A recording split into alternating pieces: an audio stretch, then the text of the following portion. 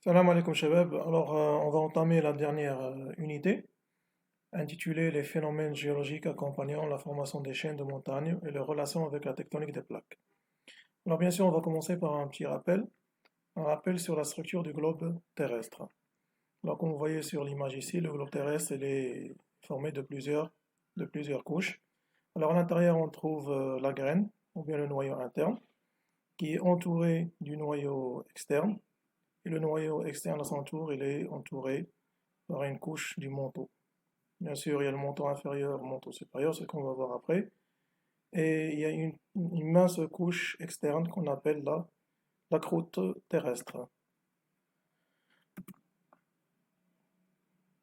Alors, comme vous voyez ici sur l'image, alors à l'intérieur du globe, comme je vous ai parlé, là on trouve la couche centrique, c'est la graine ou bien le noyau interne. Juste après, il y a le noyau externe. Après, il y a le manteau. Comme vous voyez ici, les trois couches du manteau. Il y a le manteau inférieur, le manteau supérieur qui est subdivisé en deux.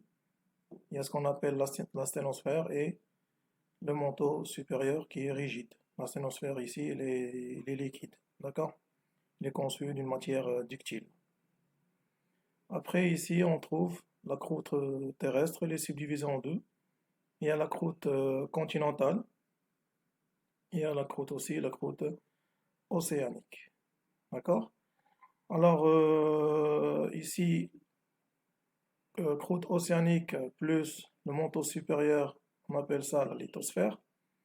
Si on est dans une croûte océanique, c'est-à-dire que là, c'est la lithosphère océanique. Et si on est dans une croûte continentale, ça veut dire que là, on est dans une lithosphère continentale. Je répète, la lithosphère, c'est quoi? C'est la croûte continentale ici et le manteau supérieur qui est rigide. Alors, ce que vous devez retenir ici, la lithosphère continentale, c'est le manteau supérieur plus la croûte continentale. La lithosphère océanique, c'est le manteau supérieur plus la croûte océanique. Bien sûr, comme vous voyez sur l'image, il y a des limites entre les couches. Première limite, on appelle la discontinuité de Moreau. C'est la limite qui sépare la croûte terrestre et le manteau. Il y a une deuxième limite, c'est la limite de Gutenberg, c'est la limite qui sépare le manteau et le noyau externe. Après, c'est la limite de Lehmann qui sépare le noyau interne du noyau externe. Alors le manteau constitue le gros de volume terrestre et il se divise en manteau supérieur, principalement solide. Il est conçu de roches intitulées la péridotite. Après, il y a la sténosphère, elle est principalement liquide ou bien ductile. Après, on trouve le manteau inférieur qui est principalement solide aussi. Après, on va entamer un rappel sur les plaques lithosphériques. Je pense qu'on a déjà vu ça en deuxième à ces collèges.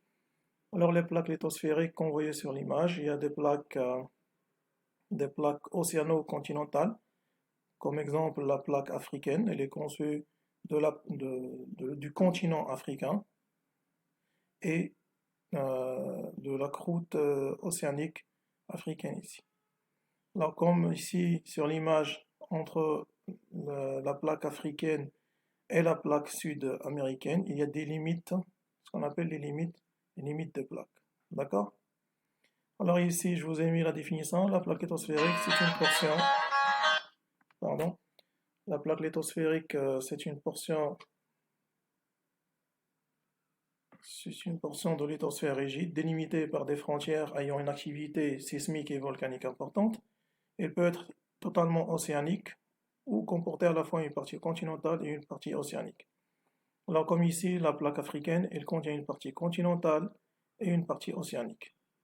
L'autre cas, c'est par exemple, plaque Nazca. Comme vous voyez ici, c'est une plaque entièrement océanique. Plaque pacifique aussi. En totalité, il est conçu d'une plaque océanique. Alors, comme vous voyez les flèches ici, je vous explique, c'est juste les mouvements de plaques. Alors, vous voyez, il y a des plaques qui se rapprochent. Il y a des plaques ici qui s'écartent. Donc, il y a deux mouvements essentiels que vous devez retenir, c'est le mouvement de rapprochement et le mouvement d'éloignement. Alors, qui dit éloignement, c'est-à-dire c'est un mouvement de divergence. Et le mouvement de rapprochement, c'est un mouvement de convergence. Il faut absolument retenir ça. Il y a des plaques qui s'écartent, il y a d'autres plaques qui se rapprochent. Bien sûr, il y a d'autres qui coulissent, mais ce qui nous intéresse ici maintenant, c'est les plaques qui se rapprochent et les plaques qui s'écartent. D'accord?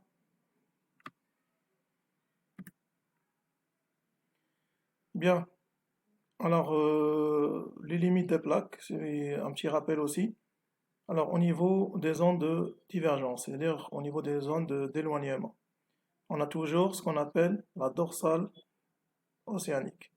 Alors, au niveau de la dorsale océanique, les plaques, comme vous voyez ici, les plaques, ils s'écartent.